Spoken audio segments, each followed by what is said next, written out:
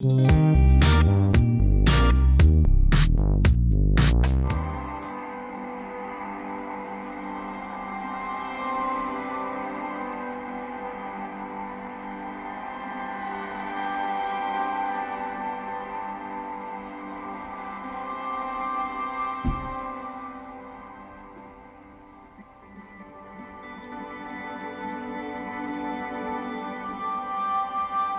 4. Find pure and sugar-coated bliss. Check. Everyone, welcome to Filmspiration. If you haven't done so, please hit that subscribe button as well as that little bell. That way you're notified next time I make a new video. Everyone, I've got cast and crew here from a short film called Gabriel. So everyone, if you guys can go ahead and go around and give me a little intro, who you are, your role in the film with regards to the short film, the snippet that we just saw. And of course, that film we'll have the link in the description of this and all the other videos for you guys. Hi, I'm Christian Guerrero. I'm a writer, producer of this short film, and I also play Gabriel. I'm Aaron, and I was the director / anything that Christian didn't quite do. I kind of stepped in, and anything I didn't quite do, Christian kind of stepped in. We have that kind of not exactly sure where the titles overlap relationship. Sweet. Tasha. I am Natasha Sill. I played Samantha, and I guess was whenever I work with Christian, it's like a co-creator, collaborator. He offers the actors, always offers the actors, as well as Aaron did, a lot of creative license as well. So yeah. And Mr. Trent. Yes, I am Trent Rowland. I am just a friend of Christian's that kind of came on at the last minute, and I met a lot of these people doing this short film. I'm just one of the actors in the movie, and that was when I was living in California. I now live in Ohio, where I am from. Oh wow, wow! This is truly a remote meeting. So you got Ohio, Cali, Arizona. You guys, let's jump straight into it. Gabriel, I saw it. It took me a few weeks to get to it, Christian, but I saw it, and I was really blown away. I gotta say, because the ending I was not expecting, but versus, it had a very uplifting ending, despite the information. Without giving away any secrets, right? How did the story come about? How do you guys put something together like this? Well, first of all, the people that I'm chatting with right now, and this specific group of people, it was sort of serendipity, a little bit of just that.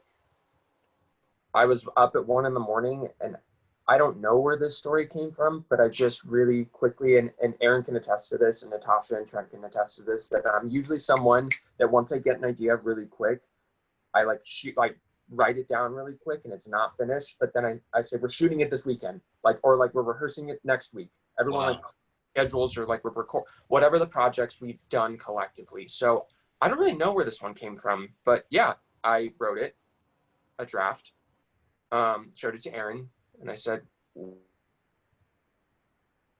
we much of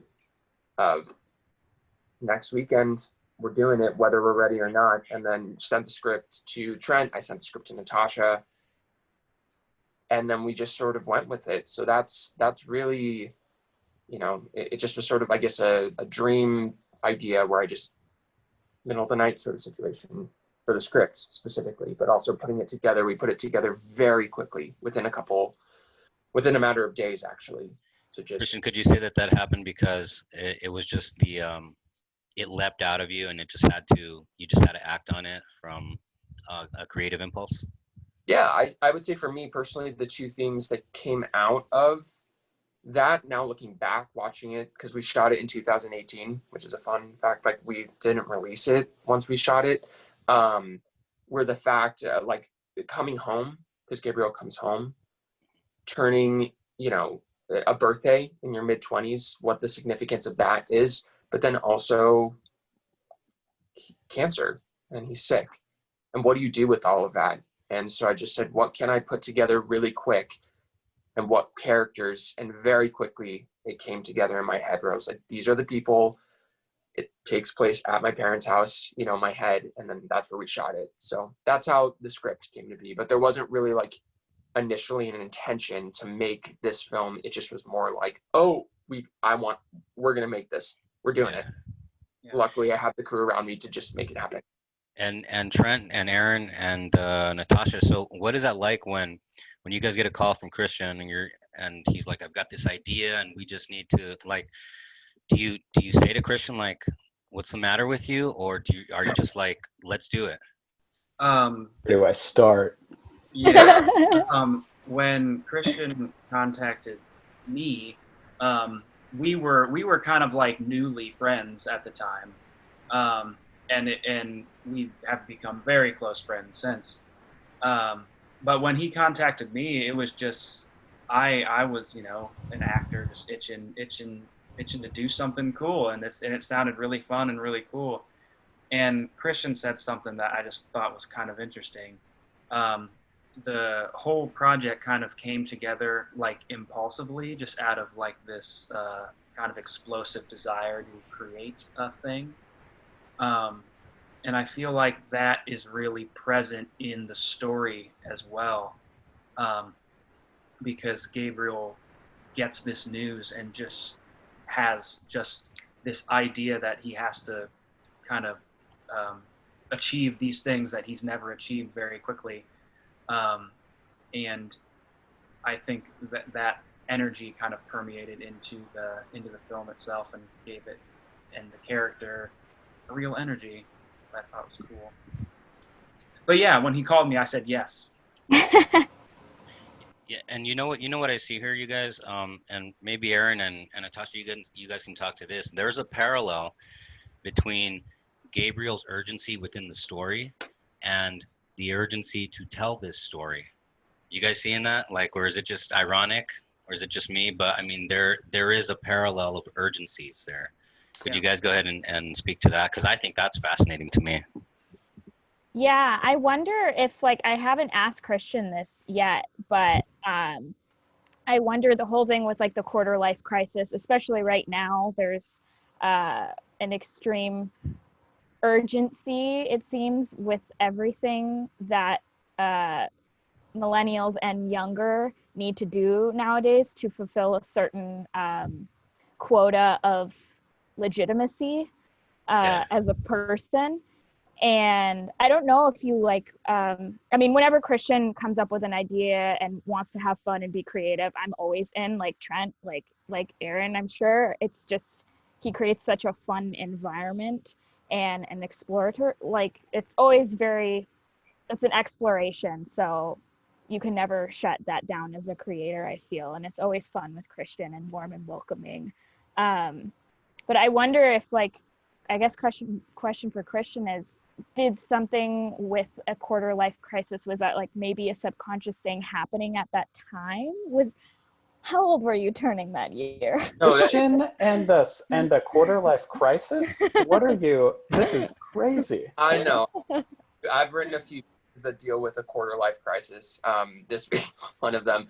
Yes, I was 25. It's 7 right now, which, again, if people ask me, I'm 18. I can play 18. No, I can't. But yeah, no, it's 25. So that was sort of actually too of just like, what is life right now? Like that, I think 25 is actually an age that a lot of people don't talk about. You sort of have to, you have to like make choices at that age that are different, obviously, than when you graduate college or, you know, anything, or then you become 30. And that's a huge milestone too. But for me, 25, I was like, I wrote a play called The 5 O'Clock Mambo that deals with the same thing. I wrote this and I was just like 25. I'm like, what do I do, or what do I want to do? So yeah, to answer your question, Natasha, that was definitely a part of it, probably subconsciously. Trent, I think you were going to say something, Trent? Oh, I was just going to say I was also firmly in the middle of my quarter life crisis as well. Maybe haven't left it, but we'll see. Hey, so you guys, so very quickly, let me add to that with regards to the quarter life crisis. As somebody who's literally going to step into his 40s next month, I can tell you that that pressure to be somewhere in your life by 25, by 30, it's all bullshit. Don't fall for it, you guys. You know, we're going to grow older, do your thing. And anyone who wants to lay that pressure on you, here's the funny thing. People who don't have their lives figured out want you to have your life figured out. Don't listen to them. Just do your thing. That's what I got to say about that. Is this a podcast or is this therapy? I know. I love that. Well, I mean, you know, that's the reason why I see like a lot of actors and actresses that I've known, they try out acting or they try out filmmaking, and they're just like, no, you know, because it's not practical and I can't make money. I'm just like, no, you have to do what's inside of here and still figure out how to have that day job to pay your bills. And Christian, we covered this topic on one of the last talks. Still find a way to make a living. Obviously, you know, it'd be nice to make a very lucrative living making your art, but you can still find a way to make your living and then also not let go of your dream, no matter how old you're going to be. And a lot of people that I've known, actors and actresses and filmmakers, most have not gotten that. Some do get that, and some never give up on that dream. And so I think that's super important. But you know, just to kind of dip into that, but it has a lot to do with the story of, you know, the end. Thematically, Christian, when you wrote in the announcement in the bathroom, what was that like for you guys when you guys read the script, all of you guys? Because that's kind of a dark turn, you know, a dark turn.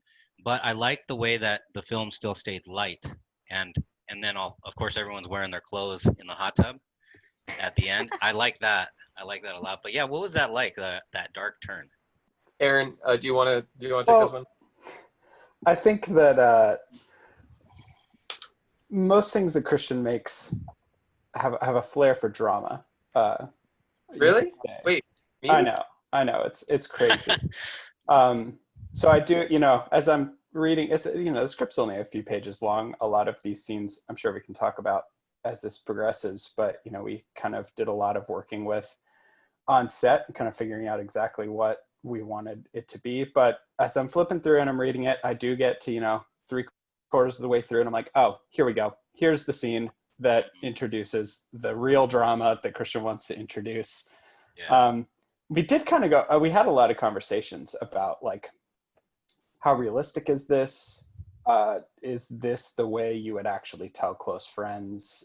What would you be going through in that process? And so there definitely is that like, you know, it's a very real experience that people have. And, you know, speaking for myself, like I have not had that experience. And so trying to kind of have that empathy and imagination for how I would approach that with the people who are close to me, who I haven't seen in a long time, and trying to dive into that reconciliation of relationships was definitely interesting. It also took a lot of work, I think, to get that right. And I'm not 100% sure that we did get it right, but we got something. Trent, what you got on this? Wait, remind me exactly what the framing of the question was. With regards to like the really dark turn with the information that's revealed in the bathroom, on the back end of the film. Yeah. When I read it, I wasn't like horribly surprised with the turn of events, because, you know, you kind of get the sense that there is something big building happening there. And I think, kind of like Aaron said, even then I was kind of familiar with Christian's sensibilities, and it just felt very very honest, and very very natural, you know. So yeah, it wasn't. I think, again, I don't know if it's something that we got correct, but I think the little tiny world that we built over that short period of time, it was honest to that. It definitely was, you know, the pressure of dealing with something that's that real and that consequential wasn't lost on us. And there definitely is that the artistic pressure and also just the social pressure of like, if anyone's going to see this, we have to actually have taken it seriously. You don't want to take a stab at dealing with something like that and treat it without the respect that it deserves. Yeah. Natasha, what I remember the look on your face that your character had. What's that? Yeah, that was pretty much probably the reaction like when I first read it, because I was like, is Christian okay? I was wondering if he was writing this because I was worried as a friend. Is this his way of telling us? Yeah, like, I'm like, bro, you can't do this. Yeah, I mean, like, you never know where stuff is inspired from or how people choose to everyone has a different grieving process or coping process. So I wanted to respect that first. And obviously when he told me that wasn't what was happening, I like had a big breath of relief. But as similar to Aaron and Trent, like wanted to, and Christian, come at it as it is a sensitive topic and subject, as a lot of stuff that's brought up in the film is. Come at it with respect, but also curiosity. Like, it is like a sudden moment, but the film is kind of, there's this underlying feeling that something else is looming and happening from the start. Like, okay, so yeah, you're having a quarter life crisis, but something else feels like there's just a layer underneath that's happening. Just from how immediate he needs things to get done. So when, I mean, like in any art form, I don't think anything is ever complete and correct and finished, and that's why it's beautiful. And I kind of really like how, like watching it back, how jolting it is, because you don't see that. It kind of breaks the art form of structure a little bit of this is this and this is this and that is that. It's like it comes a little bit out of nowhere, but if you watch it back, it kind of makes sense that that's happening. And then the aftermath, you have this like kind of what my brother said was like almost a death dream of us in the jacuzzi with him. Yeah. Like kind of a surreal image of that, which I had not put that together. I told Christian that, and he was like, what? I was like, no, I hadn't thought about that in that kind of cosmic trippy way. I'd love to claim that was intentional. But even if it wasn't intentional, you guys play it off. You know what I mean? Play it off as I took it, from a character revealing standpoint as, oh, these three they kind of don't care. They just want to have fun. Like even after this horrible news, they just want to have fun, and they're in the hot tub with their clothes on, and I like that. Natasha, speaking with regards to the underlying layer, Christian, one of the things that got me right off the bat was, okay, the quarter life crisis, but there's some other sense of urgency here. There's something else driving the sense of urgency. And I kind of picked that up, but I couldn't, I'm like, what else is here? What else is here? What else do I need to keep watching for? So just to add into that, you guys, we're down to about 6 minutes and 10 seconds or so left on this clip. Christian, were there any vulnerabilities that you put out there? And you've by this point, I'm pretty sure you're a master of, not having a problem with being vulnerable in performing or writing things down and whatnot. Talk to me about that aspect of it. Well, thank you. Just because as artists, no matter what the medium is, and all of our jobs, not jobs, but what we're passionate about in the arts, it's always going to be vulnerable, and it's never easy. Actually, it's like a risk you take every time, whether you're writing something, whether you're performing, whether you're editing, it's all vulnerable, which is what makes, artistic people the most extraordinary creatures on this earth, in my opinion, because that is just something that not everyone is born with. So it is vulnerable. And yeah, there was a lot of vulnerability that came out in this, specifically, I do have family members who have died from cancer. So writing that was really difficult. And, speaking to your point, getting that down, I do know what it's like to have to come home when you necessarily don't want to, but need to. Friendships, the scene with Trent and I at the beginning of the film, having best friends that you are not on good terms with, but you love so much from a distance. Vulnerability is about, like when Natasha and I, one of my favorite moments is when, he says, will you marry me? Marry me.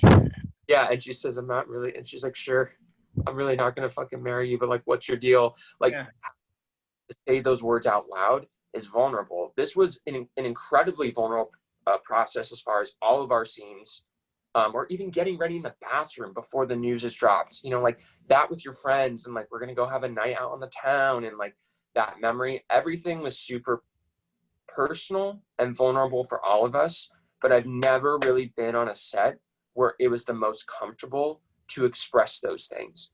Like, like once Aaron called action, we have to drop into it. We have to get into it, but it brought out a lot, but in the same way, it sort of was healing, which is my favorite part of that weekend shooting it. When we were as actors, like I felt completely safe and supported by Aaron and our, got to shout out our DP, who's not here right now, Ben Basher, and Trent and Natasha. It was just so safe and like easy, if that makes sense, even though the subject matter was very hard for me to personally address, if that makes sense.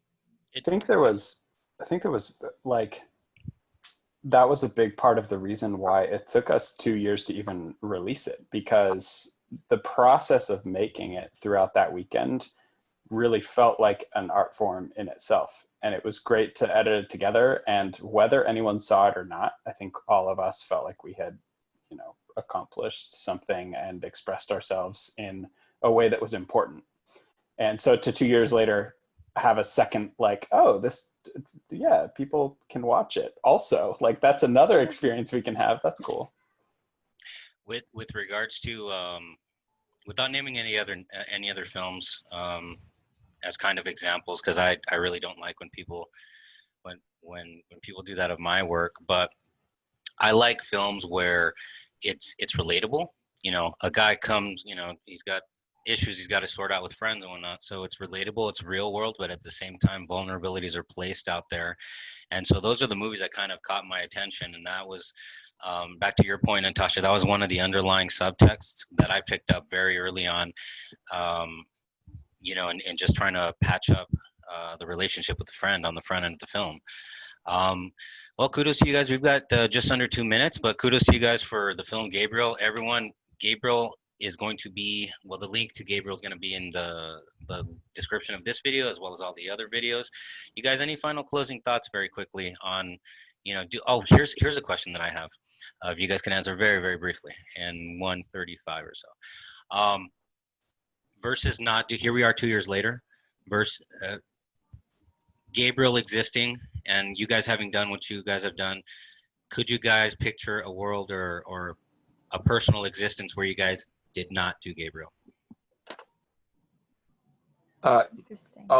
I'll start. No, actually that weekend changed my life. And we can, that actually started me back into what I love the most. So no.